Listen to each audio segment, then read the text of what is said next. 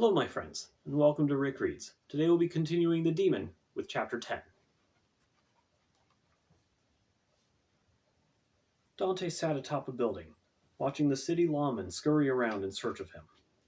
He found it amusing that they rarely looked up. Smiling to himself, Dante walked over to the other side of his building and jumped over the short gap to the building next to him. He landed on the roof and continued his walk, rooftop to rooftop. Within 10 minutes, he was across town from the tavern and the dead man. He was hopping down from the roof of one building when he felt a presence in the back of his mind. Once again, his shadow moved of its own accord, and twin purple lights appeared in place of the eyes. "Lord Death," Dante greeted. "Do you have the information I need?" The shadow nodded and enveloped Dante in darkness. When Dante opened his eyes again, he was in the ghostly realm Death called home. The Reaper stood in front of Dante, skeletal hands folded in the voluminous sleeves of his cloak. "You did not need to kill that man," Death stated. "I felt it was in my best interest to do so," Dante bowed. "He was not meant to die this night," Death admonished. "You have disrupted the flow of this town's timeline." Dante sighed. "I apologize, Lord Death. I did not think of the ramifications of killing him." "You let your anger cloud your judgment far too often." Dante nodded, accepting the scolding. "However, the city's fate is not tied to his. It will take little effort to correct the mistake. But I did not bring you here to scold you. I have the information you need to carry out your task. You are to seek out a woman in the city. When you see her, I will notify you. I want you to kill her in secret, with no witnesses. If anyone sees you kill her, their suspicion will disrupt my plans. The city will guard itself from future attacks and suffer in the long run. This must not happen." "Yes, Lord Death," Dante replied. "I will kill her without any witnesses." "Good," Death said. "I am glad you understand. Now go and search for your target. Stick to crowded areas. I'll let you know when you see her." Dante nodded and watched as the darkness around him dissipated. He was on the streets of Istros once again. Figuring he would have a better chance of locating the woman in the morning when the city began to wake, Dante found a comfortable inn and slept the night away. The next morning, he left the inn and began his search. He walked through the market, keeping the hood of his cloak pulled low to keep his features obscured. The previous day's drizzle had turned into a light rain, so he drew little attention by having his hood drawn. He scanned the crowds, making sure to get a brief look at every face among the people. None drew his eye for more than a second, and he eventually grew bored after a few hours of searching. Dante continued through the marketplace, making several passes between the shops. He was sure he had looked at all these people several times each, but no one stood out. He could feel Death's presence in the back of his mind, searching along with the demon. Bored, Dante moved on to the rest of the city. It was possible that not every citizen was at the market, especially on this rainy day. He passed homes and temples, shops and taverns. He peeked into every window, keeping from being seen whenever possible.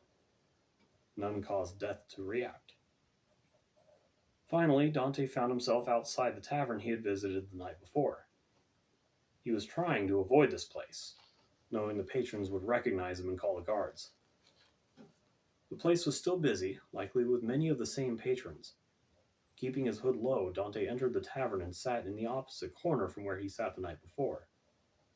He scanned the room, noting that there were very few women present. Those that were served food and drink to the many patrons. None seemed to stand out to Dante. He sat at his table for hours, ordering a drink when he was thirsty, food when he was hungry, and watched every person as they entered or exited the tavern. After hours, Dante gave up. The woman he searched for was not present. He stood from his table and walked toward the door.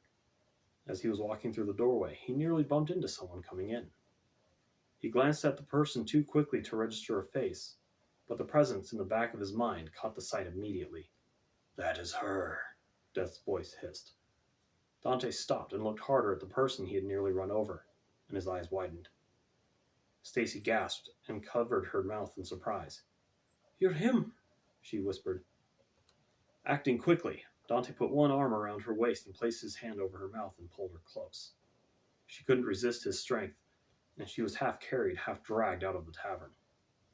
Making the two of them look like a pair of lovers out for a tryst, Dante took Stacy to the alley behind the tavern. When they were safely out of sight, Dante released her for just a moment. Stacy opened her mouth to scream for help, but Dante proved faster. He held out his hand and shadowy tendrils shot forth, encircling the frightened woman. One tendril wrapped around her head, stifling her scream. The only sound she could make was a muffled moaning, and tears ran down her face. More tendrils of darkness wrapped around her wrists and ankles. Dante caught her before she fell and gently placed her on a crate in a relatively comfortable sitting position. With her hands and feet bound, there was not much room for her to move. She struggled for a moment, but soon realized that resisting was pointless. "Do the bindings hurt?" Dante asked quietly. Stacy stared at him incredulously for a moment, then shook her head. "Good. I don't want to hurt you. You're a very sweet young woman, and you really don't deserve what's happening to you." Stacy muttered something, but the shadowy tendril could not allow more than a muffled grunt.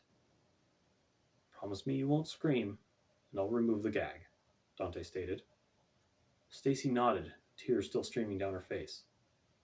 Trusting her, Dante waved his hand and the dark tendril around her face disappeared. "Why are you doing this?" Stacy asked when the gag was gone. Dante sighed, not knowing just how to answer. How does one tell a person he's about to kill her? You wouldn't understand," he managed. "What in Hades' name does that mean?" Stacy demanded. "First you kill Andre. Now you're holding me hostage? Why are you doing this? What have I done?" Dante shook his head. I'm an agent of... what's the name for him here? I'm an agent of Thanatos, the Reaper. I was sent to... I was sent here to kill you." Stacy shook in fear as new tears started streaming down her face. "What?" she gasped. "Why?" He knew that he was destroying her entire world, and he felt horrible about it. But she was his ticket home. Besides, what was one human girl to him? Dante was growing ever more confused about this sudden feelings for some girl he didn't even know. "Why am I explaining myself?" he asked. He didn't mean to ask out loud, but the words seemed to come out unbidden. "Well, have you heard of the towns that were destroyed over the past 40 years? Surely you've heard something at least."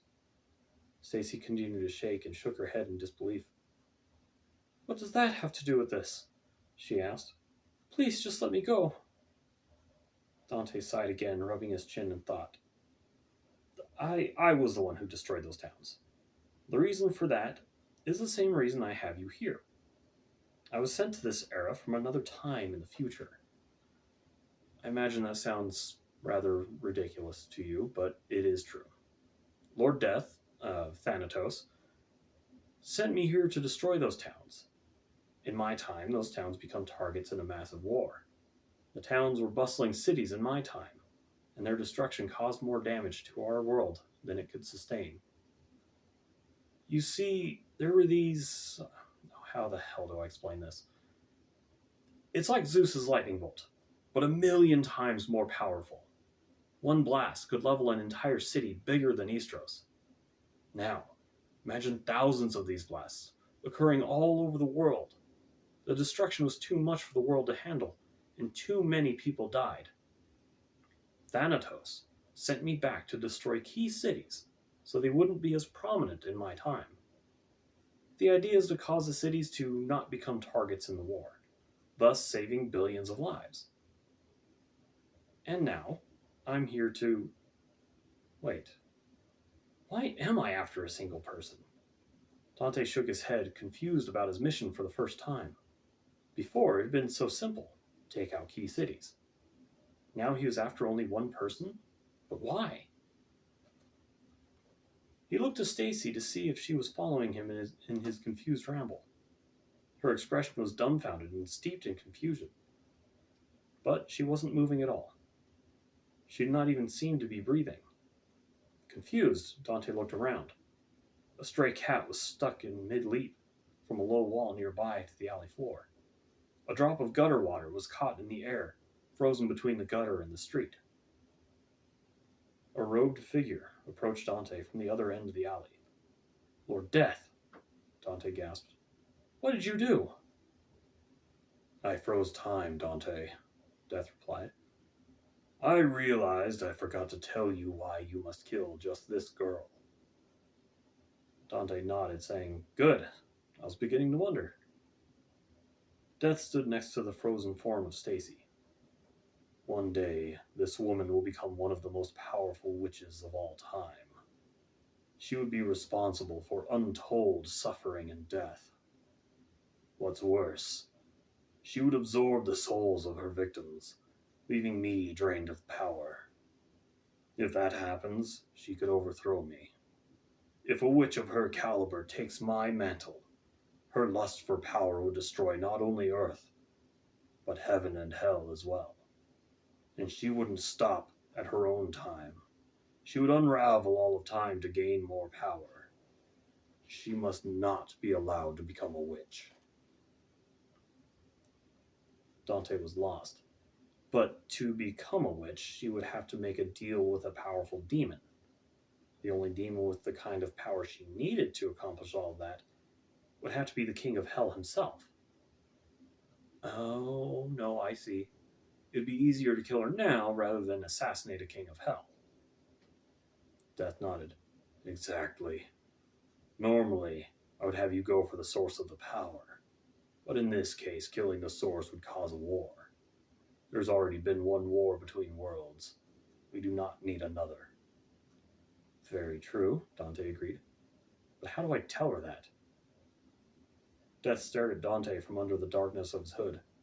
"You don't," he stated flatly. "Why you insist on explaining anything to her in the first place is beyond my understanding. Do it quickly. You want to go home, yes?" Dante nodded. "You're insane!" Stacy hissed. Dante looked at her in surprise, then looked around.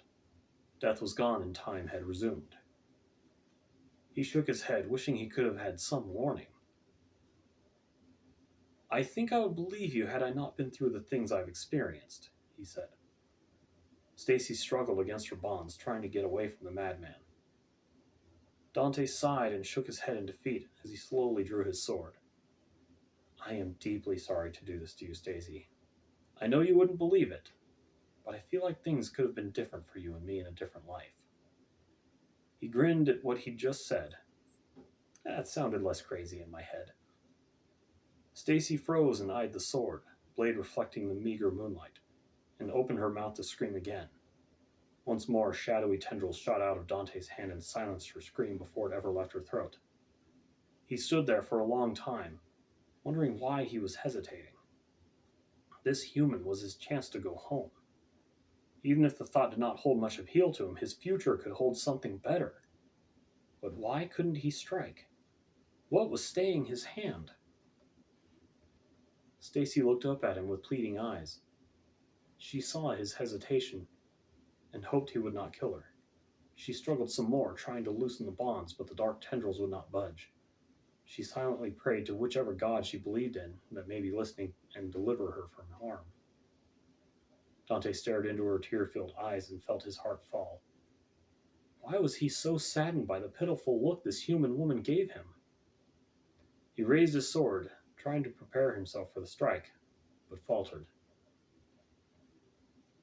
Something in his peripheral vision caught his attention. A figure reflected in his blade moved toward him. He spun, sword at the ready. No witnesses, Death had told him. Nothing moved. Was it just his imagination? Dante was certain he had seen movement. Shaking his head, he turned back to Stacy. "I'm so very sorry for this, Stacy," he apologized. He swung his sword in a wide arc, putting every ounce of his strength into the swing. Steel met skin, slicing cleanly through Stacy's neck. The blade slid through the woman's flesh, between two vertebrae, then out the other side. The blow was so swift her eyes blinked twice before hitting the street. Her body slumped over, falling off the crate to land next to her head.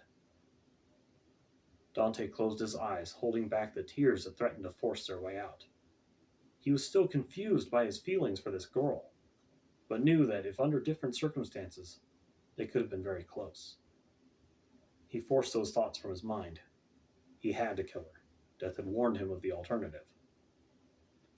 Knowing the city guard would find the corpse and raise an alarm, Dante ignited a fireball in his hand. He held the flame to Stacy's body, setting several areas aflame. Within moments, only ash remained, leaving a scorched area next to a puddle of blood. The city guard would surely be confused, but with no body, it would likely write it off as an odd occurrence. Dante hung his head and felt himself being drawn into Death's shadowy realm. Death stood in front of the demon, his hands folded in his robes again. "You've done very well, Dante. You may now go home. When you wake, you will be in your own timeline, free of my tasks and the burden of the power I have given you." Dante looked up to address Death, but changed his mind. Life would be simpler without all the power he was given. Life would be better without having to kill so many innocent people. Dante wanted to go back to that simpler, more peaceful time. He closed his eyes and let sleep take him. Artemis stepped from the shadows and placed a hand on Death's shoulder. "I am glad you let him go," he said. "But why did you lie to him? That human woman was no witch." Death shrugged the Archangel's hand from his shoulder. "You would rather I tell him the truth? That she had to die to be reincarnated into who she was meant to be? If Dante knew the truth, he never would have killed her. Now, go back to your own time. Without the need to watch over Dante, you can go back to your home. You can stop trying to avoid causing a rift in time." Artemis smiled and nodded. "I will go, but only after I've tied up a loose end in this era. Heaven still needs my help for now. You are a being present in every moment in time. You should know that by now." With that, Artemis disappeared through a portal. And that, my friends, was chapter 10. I hope you enjoyed it.